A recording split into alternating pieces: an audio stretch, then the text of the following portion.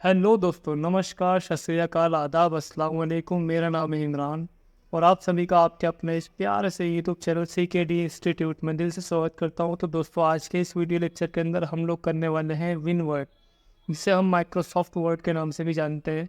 इसके अंदर हम लोग स्टाइल ग्रुप को आज डिस्कस करेंगे। तो सबसे पहले आप लोगों को क्या करना है, सबसे पहले आप लोगों को कीबोर्ड से विंडो+R को प्रेस करना है। इसके बाद में आपकी रन कमांड आ जाती है। अगर यहाँ पे विनवर्ड लिखा हुआ है तो ठीक है, अगर नहीं लिखा हुआ तो आप लोग सिंपली इस तरीके से विनवर्ड लिख लेंगे और इसके बाद एंटर करेंगे। ठीक है, एंटर करने के बाद आपका जो माइक्रोसॉफ्ट वर्ड है वो ओपन हो चुका है। इसके अंदर दोस्तों हम सीक्वेंस से आपको सिखाते हुए आ रहे हैं। हमने होम के अंदर सबसे पहले आपको फॉन्ट सिखाया था, पैराग्राफ सिखाया था।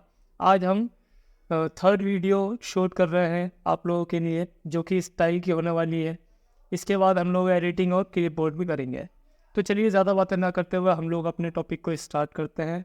इसके अंदर स्टाइल के अंदर क्या होता है दोस्तों, ये जितने भी आपको स्टाइल के अंदर स्टाइल ही बोलेंगे, स्टाइल दिख रहे हैं, इसमें क्या होता है, आप जिस स्टाइल को भी चूज़ कर लेंगे वो आपके पैराग्राफ पर या फिर आपने जो नोट्स बना रखे हैं उस पर अप्लाई हो जाएगा। ठीक है ना, करके दिखाते हैं। सबसे पहले आप लोगों को यहाँ पर हम कुछ टेक्स्ट ले लेते हैं। उसका तरीका क्या है, सबसे पहले आपको == प्रेस करना है। इसके बाद RAND प्रेस करके शिफ्ट ले करके शिफ्ट प्लस ब्रैकेट ओपन और क्लोज लगाना है और इसके बाद में एंटर क्लिक करना है। जैसे आप एंटर क्लिक करोगे दोस्तों तो आपके सामने कुछ पैराग्राफ्स आ जाएंगे। ये ऑटोमेटिक सिस्टम है, कुछ फॉर्मूला है इसका माइक्रोसॉफ्ट वर्ड का। ठीक है ना, इस तरीके से आप कुछ पैराग्राफ ले सकते हैं। अब इसके बाद में देखिए, इसके अंदर मैं कुछ हेडिंग दे देता हूँ। हेडिंग देने का तरीका क्या होता है दोस्तों, सबसे पहले मैं इसे बोल्ड कर लेता हूँ और इसके साइज़ को बढ़ा देता हूँ। उसका तरीका क्या होता है, आप इसे अपने माउस की हेल्प से भी कर सकते हैं और दूसरा तरीका, एक शॉर्टकट तरीका है, आप बिना माउस को छुए भी इसके साइज़ को इंक्रीज़ डिक्रीज़ कर सकते हैं, बोल्ड कर सकते हैं, इटैलिक कर सकते हैं। सब कुछ बताएंगे, लेकिन वीडियो पर बने रहिए और चीज़ों को आराम से समझिए। सबसे पहले आपको Ctrl+Shift+ जो आपका ग्रेटर देन का की दिख रही है आपको, उसे प्रेस करना है। ठीक है, जैसे ही आप इसे ग्रेटर देन को प्रेस करेंगे तो इसका साइज़ क्या हो जाएगा, बढ़ जाएगा। और अगर आप लेस देन करोगे, यानी कि Ctrl+Shift+ लेस देन, तो इसका साइज़ क्या हो जाएगा, डिक्रीज़। अब आपको अगर इसे बोल्ड करना है तो Ctrl+B से क्या हो जाएगा, ये बोल्ड हो जाएगा। और अगर आपको इटैलिक करना है तो Ctrl+I से ये इटैलिक हो जाएगा। ठीक है, तो इस तरीके से आप चेंजेस कर सकते हैं। यही चीज़ें आप माउस की हेल्प से फॉन्ट के ग्रुप में जा कर के भी इसे कर सकते हैं।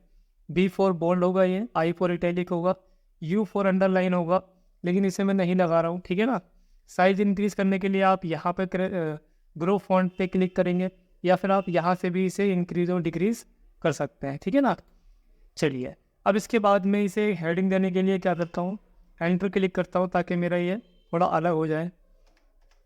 अब इसको जो मैंने लिया है इसे मैं हेडिंग 1 देना चाहता हूँ। तो यहाँ पे आपको दिख रहा होगा, ये लिखा हुआ है सबसे पहले जो है नॉर्मल है। अगर आप नॉर्मल पे क्लिक करते हैं तो ये देखिए आपका जो ये टेक्स्ट था ये नॉर्मल दिखेगा आपको। देखिए जैसे मैं इस पर लेके जाऊँगा नॉर्मल हो जाएगा और ये नो स्पेशल है, स्पेशल नहीं रहेगा। इसके बाद हेडिंग 1 में आपको इस तरीके से देखने को मिलेगा, इसमें कलर आपको ऑटोमेटिक आ चुका है। हेडिंग 2 कुछ इस तरह होगी और ये आपका टाइटल है। अगर आपको अपने वर्ड्स को टाइटल के रूप में दिखाना है तो आप टाइटल वाले पे क्लिक करेंगे और यहाँ पे अगर आप क्लिक करोगे तो जितने भी स्टाइल्स होते हैं माइक्रोसॉफ्ट वर्ड के अंदर वो सारे स्टाइल्स आपको दिख जाएंगे। तो जिस तरीके का आप स्टाइल चाहते हैं आप उस तरीके का स्टाइल यहाँ से चूज़ कर सकते हैं। ठीक है, अगर मान लीजिए आपको इसमें से कोई भी पसंद नहीं आ रहा स्टाइल तो आप अपना खुद का स्टाइल भी क्रिएट कर सकते हैं। सपोज दैट पहले मैं आपको ये करके दिखाता हूँ। देखिए मैं हेडिंग 1 पे जैसे क्लिक करूँगा तो ये मेरा इस तरीके का टाइटल हो चुका है। ठीक है ना, यानी कि मेरी हेडिंग बन चुकी है। लेकिन मान लीजिए मैं ये नहीं चाहता हूँ, मुझे ये पसंद नहीं आया, तो मैं Ctrl+Z से इसे अंडू कर दूँगा और वो हेडिंग हट जाएगी। ठीक है ना, अब मान लीजिए इसे मैं अपने हिसाब से मॉडिफाई करना चाहता हूँ। जैसे कि मैंने इसे इसके साइज़ को इंक्रीज़ करा था, इटैलिक करा है, बोल्ड करा है। अब मैं इसे कलर दे देता हूँ, कलर सपोज दैट मैंने ब्लू दे दिया। ठीक है, ये मेरी हेडिंग 1 बन चुकी है। अब मैं चाहता हूँ यही सारी फॉर्मेटिंग जो है मेरी इस वाले ये नीचे वाले पैराग्राफ के वर्ड्स पे आ जाए। तो सिंपली मैंने इसे थोड़ा सा अलग कर दिया है। ठीक है ना, अब इसके बाद मैंने इस पर क्लिक करा पहले मुझे इसे सेव करना पड़ेगा इस स्टाइल को, ठीक है। सेव करने का तरीका क्या है दोस्तों, पहले आप इसे सेलेक्ट करेंगे, इसके बाद यहाँ कॉर्नर पर क्लिक करके यहाँ पे लिखा है save selection a new quick style. जैसे मैं इस पर क्लिक करता हूँ तो अब आपके सामने ऐसा बॉक्स ओपन हो जाएगा। इसके अंदर आपको अपने इस स्टाइल का नाम लिखना होगा। अगर आप स्टाइल 1 ही देना चाहते हैं तो इसने ऑटोमेटिक ले लिया है, लेकिन मान लीजिए मुझे अपने कोचिंग के नाम से लेना है, यूट्यूब चैनल मेरा जो है CKD है, तो मैं CKD लिख देता हूँ यहाँ पर, CKD इंस्टीट्यूट। मैं चाहता हूँ मेरा जो स्टाइल है वो CKD इंस्टीट्यूट के नाम से आए। इसे मैंने सिंपली क्लिक कर दिया और आप देखेंगे यहाँ पे जो मेरा न्यू स्टाइल था वो क्या हो चुका है, CKD इंस्टीट्यूट का आ चुका है। आप ऐसे भी देख सकते हैं, यहाँ पर जो मेरा आ गया है, देखिए पूरा नाम दिख रहा है। जैसे ही मैं माउस लेके जाऊँगा तो यहाँ पर आपको देखने को मिलेगा CKD इंस्टीट्यूट, ठीक है ना। और ये जो मेरी नीचे वाली हेडिंग थी इससे मैंने कोई फॉर्मेटिंग नहीं दी है, लेकिन मेरा कर्सर यहाँ रखा हुआ है, तो कर्सर यहाँ रखा हुआ है। और जैसे ही मैं CKD पे लेके जाऊँगा तो देखेंगे आप कि ऊपर वाली जो फॉर्मेटिंग थी, ये वाली जो फॉर्मेटिंग थी वो इसके ऊपर अप्लाई हो जाएगी ऑटोमेटिक।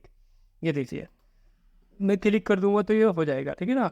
इसके बाद में मान लीजिए मुझे नीचे भी इसी तरीके की हेडिंग देनी है किसी स्टाइल में, तो सिंपली इसे मैंने अलग कर लिया है। अलग मैं इसलिए कर रहा हूँ क्योंकि मैं बार बार लिखना नहीं चाहता, आपको सिर्फ समझाना चाहता हूँ, ठीक है ना। इसके बाद मैं यहाँ आऊँगा और इसे इस तरीके से हेडिंग दे दूँगा, तो आप देखेंगे मेरे जो स्टाइल थे वो मैंने खुद बनाए थे और नीचे मुझे बार बार मेहनत करने की ज़रूरत नहीं पड़ी। ना तो मैंने साइज़ बड़ा करा, ना ही मैंने इसे इटैलिक करा, ना ही मैंने इसे बोल्ड करा, ठीक है ना। कुछ भी नहीं करा, बस मैं सिंपली कर्सर को लेकर के गया और मैंने क्लिक कर दिया अपने स्टाइल पे जो भी मैंने पसंद किया था।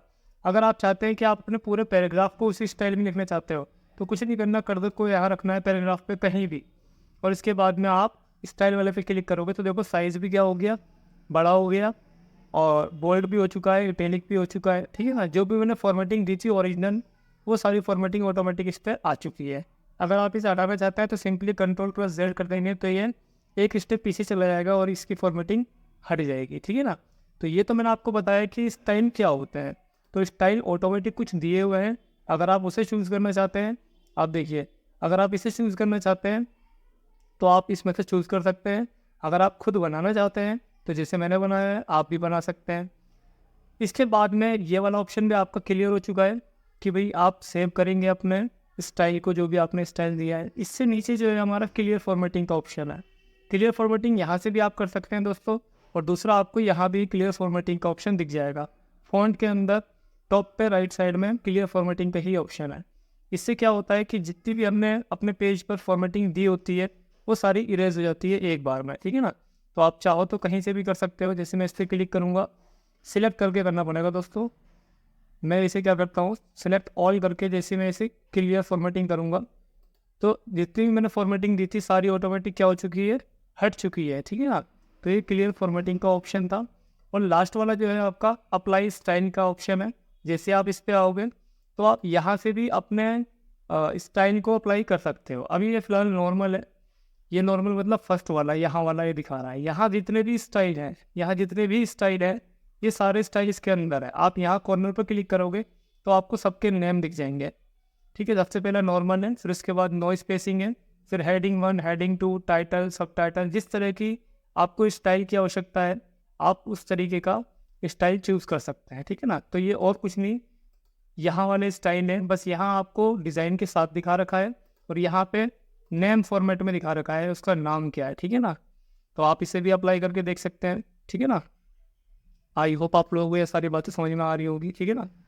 अब इसके बाद में मॉडिफाई, रीअप्लाई का मतलब क्या होता है भाई, आप दोबारा अप्लाई कर सकते हो किसी चीज़ को। और मॉडिफाई का मतलब क्या होता है, आप अपने टेक्स्ट को जो भी आपने फॉर्मेटिंग दी है उसे क्या कर सकते हैं, एक नया स्टाइल भी दे सकते हैं, ठीक है ना। नया स्टाइल मतलब यहाँ से आप देख सकते हैं, आपको यहाँ पे जो पैराग्राफ वाले ऑप्शन थे आपके सारे इसके अंदर आ चुके हैं, ठीक है ना। इंडेंट वगैरह आ चुके हैं और ये आपका लाइन स्पेसिंग का ऑप्शन आ गया है इसके अंदर, ठीक है ना। ये पैराग्राफ स्पेसिंग का ऑप्शन आ गया है। तो ये सारी चीज़ें आप अप्लाई करके देख लेना। जैसे ही आप अप्लाई करोगे देखो ये क्या हो जाएगा, इस वाले से हमारा Ctrl+E जो होता है ये वाला ऑप्शन वो यहाँ पे आ जाएगा। और अगर Ctrl+L करोगे तो लेफ्ट साइड में हो जाएगा, अलाइन होता है ये, सॉरी मैंने इंडेंट बोल दिया था पहले।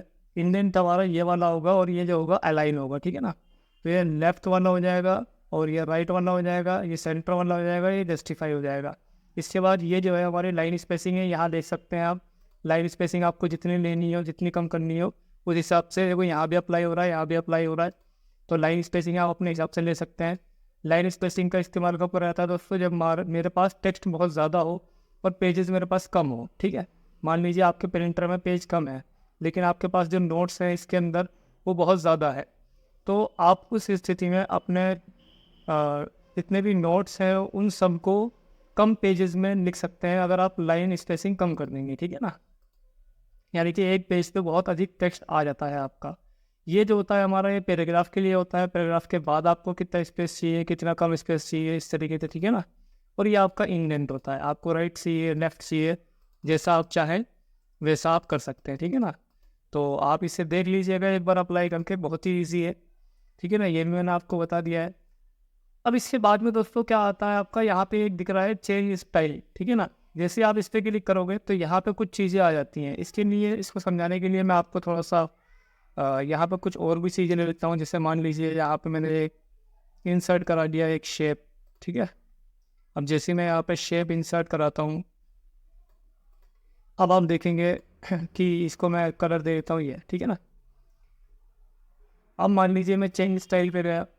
सबसे पहली चीज़, जितनी भी यहाँ पे डिज़ाइन है, जैसे आपने स्टाइल में चूज़ करा था, आप यहाँ भी वही चीज़ है, किसी भी स्टाइल में अपने फ़ॉन्ट को ले सकते हैं। आप देख सकते हैं किसी भी क्लिक करोगे आप तो उसका डिज़ाइन क्या हो जाएगा, यहाँ पे ऑटोमेटिक सेट हो जाएगा आपके टेक्स्ट पर, ठीक है ना। पहला तो आपको समझ में आ चुका है। दूसरा कलर का है। अगर आप कलर चूज़ करते हैं तो आपने कोई भी शेप वगैरह ले रखी है तो उसका कलर इस तरीके का आपको चेंज होता हुआ नज़र आएगा। आप उसे अप्लाई कर दोगे तो क्या हो जाएगा, वो ऑटोमेटिक कैप्चर कर लेगा। तीसरा जो है हमारा फ़ॉन्ट का है।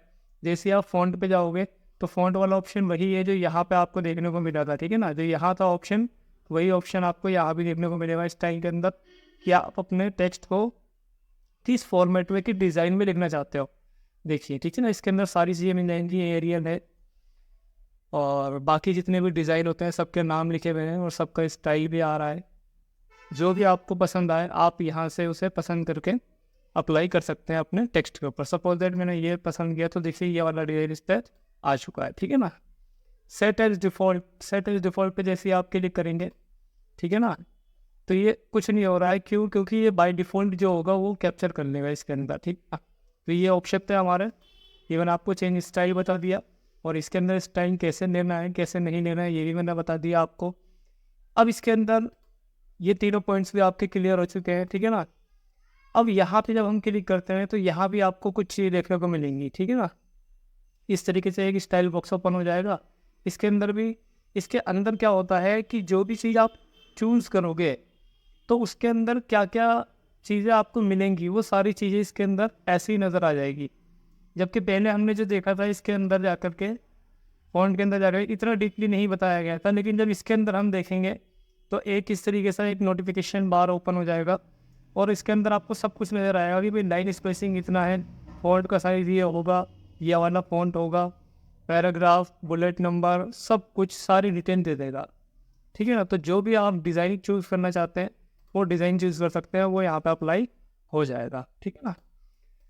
अब इसके बाद में मैं आपको एक चीज़ और बता दूँ, हेडिंग और सब हेडिंग कैसे क्रिएट करी जाती है इसके अंदर। कुछ हेडिंग होती हैं, सब हेडिंग होती हैं। सपोज दैट मैंने इसे हेडिंग बना दिया था, ठीक है ना। इसे मान लीजिए मैं फर्स्ट हेडिंग दे देता हूँ इसको, यहाँ पे जाकर के मैंने इसे फर्स्ट हेडिंग दे दी, ठीक है। अब इसके बाद मैं एंटर क्लिक करता हूँ और यहाँ पे कुछ लिखता हूँ। अब मैं चाहता हूँ ये सेकंड हेडिंग बन जाए। तो सेकंड हेडिंग कैसे बनेगी दोस्तों, थोड़ा मैं इसे जूम कर लेता हूँ, ठीक है ना, ताकि मैं आपको अच्छे से समझा सकूँ। तो ये मेरी फर्स्ट हेडिंग थी जिसे मैंने चूज़ करा था। अब इसे मुझे सेकंड हेडिंग बनानी है तो मैं क्या करूँगा, यहाँ पे सेकंड हेडिंग पे आ जाऊँगा। जैसे मैं सेकंड हेडिंग लूँगा तो ये मेरा 1 था और ये 1.1 हो गया। अब आपको देखने को मिलेगा इसके अंदर देखने को मिलेगा कलर चेंजेस, ठीक है ना। ये थोड़ा डार्क है, ऊपर वाला, नीचे वाला थोड़ा लाइट है। जैसे आप एंटर क्लिक करोगे और फिर अगेन दोबारा कुछ लिखते हो आप, ठीक है ना, और इसे आप क्या देना चाहते हो, ये 1 हो गया, 1.1 हो गया। इसके बाद में आप सेकंड हेडिंग दे चुके हो, थर्ड दोगे तो क्या आ जाएगा 1.111, ठीक है ना। तो आप जैसा चाहें वैसा ले सकते हैं। इसके बाद फिर अगेन एंटर करके आपने कुछ लिखा और इसे आप थर्ड देना चाहते हैं तो ये 3rd पॉइंट बन जाएगा आपका। इसके बाद अगेन कुछ लिखा आपने, फोर्थ करोगे तो फोर्थ आ जाएगा, ठीक है ना। और जैसे आप फोर्थ करोगे तो फिफ्थ वाला अपने आप आ जाएगा। अब देखो फिफ्थ आ चुका है, सिक्स तो है नहीं, है ना। तो अब क्या करेंगे, जैसे ही मैं एंड पर क्लिक करके फिफ्थ पे क्लिक करूँगा तो सिक्स आ जाएगा। देखो अभी तक यहाँ पे 5 तक है, हेडिंग 5 तक, लेकिन जैसे मैं 5 पे क्लिक करता हूँ तो ऑटोमेटिक क्या होगा, सिक्स वाला यहाँ पे देखो आपको देखने को मिल जाएगा। और जैसे ही मैं सिक्स के बाद में सिक्स पे क्लिक करूँगा तो सेवन्थ वाला ओपन हो जाएगा अपने आप। अभी यहाँ 7 नहीं है, लेकिन जैसे ही मैं सिक्स पे क्लिक करूँगा तो दोस्तों क्या हो जाएगा, सेवन्थ वाली हेडिंग देखो यहीं शो हो रही है, ठीक है ना। तो इस तरीके से आप जितनी हेडिंग चाहें उतनी हेडिंग सब हेडिंग बना सकते हैं, और सबके अंदर आपको कुछ ना कुछ डिफरेंस नज़र आएगा। डिफरेंस इसलिए नज़र आता है ताकि जो व्यूअर है, जो देखने वाला है, उसे पता लग जाए कि भाई ये हेडिंग है, सब हेडिंग है, क्या है। तो ये देखने को मिलेगा आपको, ये डार्क है, ये थोड़ा लाइट है, ये उससे लाइट है, ये उससे लाइट है, ये उससे लाइट है, इसका कलर थोड़ा चेंज हो गया। तो इस तरीके से डिफरेंस आपको देखने को मिलेंगे हेडिंग और सब हेडिंग के अंदर। आई होप आप लोगों को ये सारी चीज़ें समझ में आ रही होंगी, ठीक है ना। और इसके अंदर अगर आपका कोई भी डाउट बनता है, कोई भी संदेह है, तो आप हमें मैसेज कर सकते हैं, ठीक है ना। कमेंट बॉक्स में जाकर आप कमेंट दीजिए, और आपका अगर कोई भी डाउट बनता है, कोई भी आपको दिक्कत परेशानी होती है, तो आपके सवालों का जवाब ज़रूर दिया जाएगा, भले इसके लिए कोई नई वीडियो भी क्यों ना बनानी पड़ जाए। मैं पूरी कोशिश करूँगा कि मैं अच्छे से अच्छा और बेहतर तरीके से आप लोगों को समझा सकूँ। तो आज की वीडियो लेक्चर के अंदर हम लोग इतना ही रखते हैं, क्योंकि हमारा जो टॉपिक था आज का वो स्टाइल का ही था, स्टाइल ही समझाना चाह रहा था मैं आपको। तो चलिए आज इतनी रखते हैं। Thank you so much, have a good day.